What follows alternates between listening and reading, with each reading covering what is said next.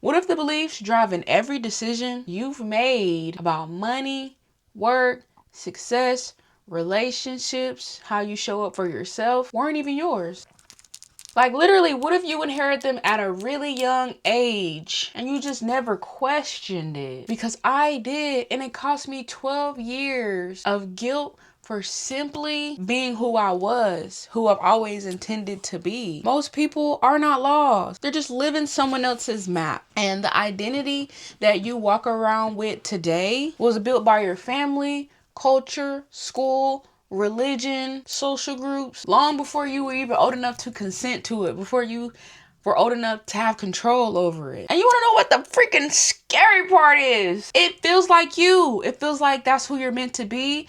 It feels like that is fixed and that this is who I am and there's nothing I can do to change it. But that's Caparoonie. Just because it feels like your values, it feels like your desires, it feels like your beliefs, and it feels like your personality does not mean that it is. And I'm here to uncover the truth, because there always comes that one day where you just don't want to follow the script anymore. You just don't feel like that it's right, but you don't know what to do next after you do question it. And you know what we tend to do a lot of the times? Instead of questioning the script, we question ourselves. We devalue ourselves. We tear ourselves down. And we're not doing that anymore. Come on.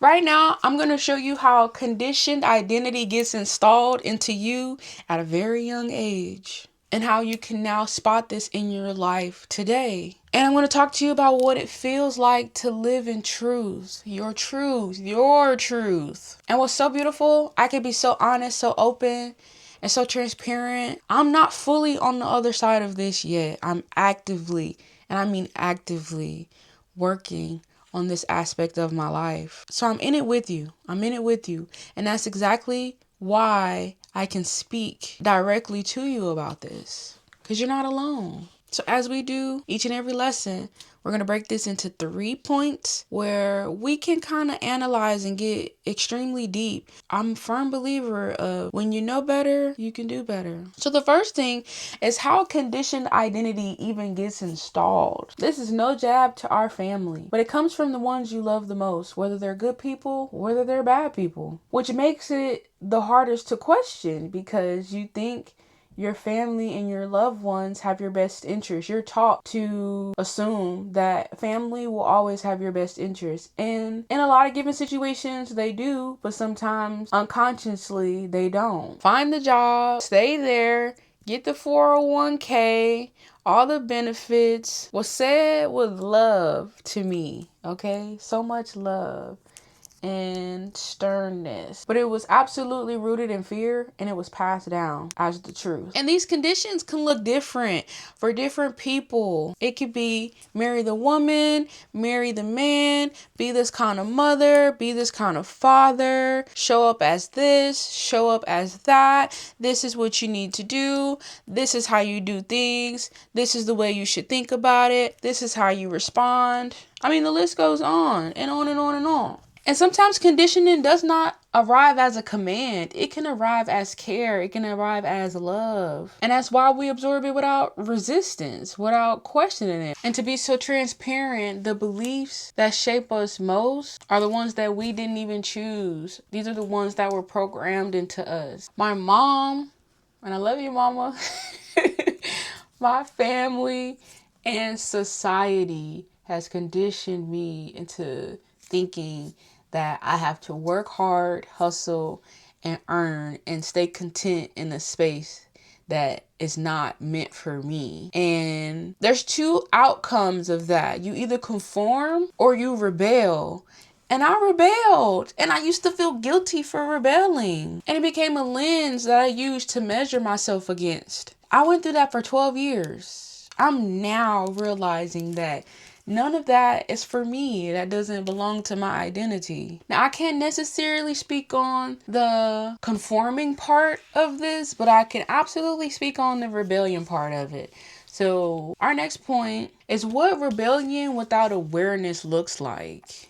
Because it has a look. Now, you can reject conditioning on the outside, But that does not mean it does not still have a hold on you on the inside. For me, job hopping was the truth. Job hopping was the truth. For me, that was just literally trying to breathe. It was trying to be. But I didn't have the language to explain it at the time. So to everybody else, it just looked like instability. It looked like she's unstable. She can't get her life together. She doesn't know what she wants. And that affected me a lot. Guilt is always going to be a sign that you're living by someone else's rules. If it doesn't feel right, it isn't right. Because you can't feel guilty for betraying yourself. Only for betraying their version of you.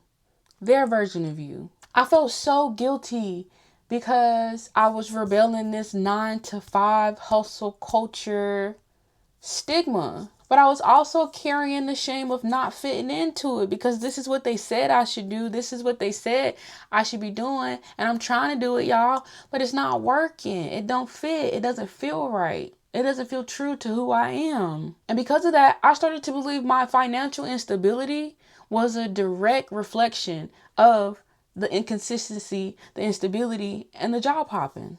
And I just felt like everybody was right. They were right. She can't get right. Now, this last point, this is the moment I started to question everything. I started to question the story. And the realization it wasn't dramatic. Most times you just get tired of being at war with yourself. You get tired of working backwards. You get tired of doing what they say, but feeling crappy about it in the end. I started to realize the working man's shackles, that's not a requirement of life. That's a requirement of society. And it still don't work for most people. So now it's time to renegotiate these things for yourself because your nervous system was probably built around scarcity and hustle. And it's not because that's true and that's what's real. It's because that's what has been programmed into you. That's what's been molded. And now it's time to shape the mold differently. For me, being a creator, receiving an alignment, building without force, that's not laziness. It's not laziness to me, and no one will make me feel that way. This is a different operating system entirely. And a lot of y'all waking up to it.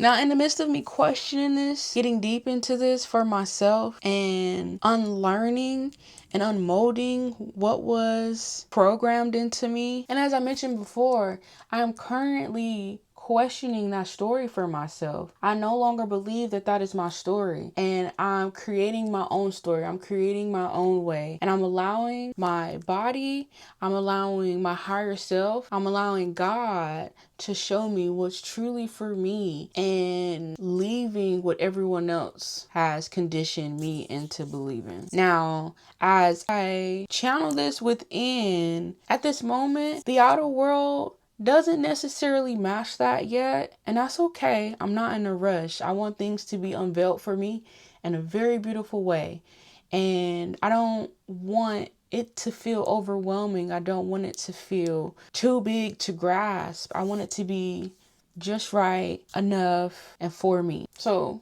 I'm actively choosing the truth over the noise, over the hype, over the cap. And I think it's time for you to do the same for yourself. What is the true version of you thinking and feeling? What's aligned for them? No guilt, no shame. Okay? That's the new game we're playing. The old story for myself is the fact that 12 years of my life was dedicated to feeling like something was wrong with me because I couldn't make myself stay at these jobs and in these spaces that weren't designed for someone like me. I just couldn't conform to that. I was a rebel. I still am a rebel. And I just really can't make myself want what everybody else want. And I don't know why people want that for me. They think I should want what they want for me, and that is right. But if I was to be like, this is what I want from you, and you should do this, I don't even gotta finish it. You see how it sounds crazy. Now, what I know now is that it's nothing wrong with me. And I want to just open you up a little bit into this human design world that I'm in. But I'm a generator. I'm not meant to chase. I'm not meant to initiate. I'm not meant to go after. My true nature is to respond, to receive, to let it come to me. I don't hustle and I don't chase. That's not me, and it never was, y'all. And that's probably the case for a lot of you guys. And if you want to dive into the human design a little bit and find out who you are as far as how you're designed to live life, go ahead and tap into that. I will meet you on the other side. Because human design is literally a blessing for me. I swear, like, it's like I'm cracking the code. But regardless, y'all, that guilt was never mine. And I was carrying everybody else's fear. It ain't mine. So now I'm here to call you in. I'm not trying to call you out. I'm trying to call you in. Come on in. Because some of you are using their fears, their guilt, their resentment, and their conformity as an excuse to stay comfortable. And I don't like that. Unlearning conditioning does not mean rejecting all structure. Okay? We're building a new structure. A structure that serves you. And we got to get honest about the limiting beliefs. Who they came from, who they belong to, because they do not belong to you. And that requires sitting with yourself long enough to uncover the difference. That's a beautiful gift to yourself, because that's when you can turn off the noise of the world, the noise of your parents, the noise of your friends, the noise of your aunts, your uncles, your nieces, your nephews, the world, the society, everything, including the religion. I said it. Do as you please with that. Are you truly doing the work, or are you just rebelling and calling it freedom? Okay? Ask yourself that question, because I had to ask myself. Now you know we got some homework that we gon' do so you can be true to yourself. Y'all like that? Let's get into it. We start small. We microdose. One thing. Think about one thing. Just one. So I need you to write it down. Pen to paper. One belief about money. It could be about relationships. It could be about men, women. It could be about working. It could be about society. You may even have some beliefs about a different race. Yeah, we're getting into it. Clock it. It could be anything that's a contributing factor in your life, but just one. We're going to start small. We're microdosing. And then ask yourself, where did this belief come from? Who did it come from?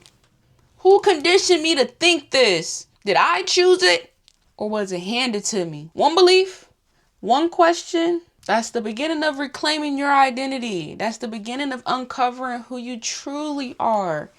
Okay? The identity you were handed was built to keep you safe in someone else's world, not your own. The one that we're starting to uncover, that's built for your own world. And this channel exists to help you uncover that layer by layer by layer in small pieces, because we love our nervous system and we honor our nervous system. Next week, we're going to dive into something that may be a little bit uncomfortable, but very vital, because I'm going to show you the signs that you're living a false identity right now. But don't fret. It's okay. Relax. All right. We're here today. Okay. We're going to get there next week.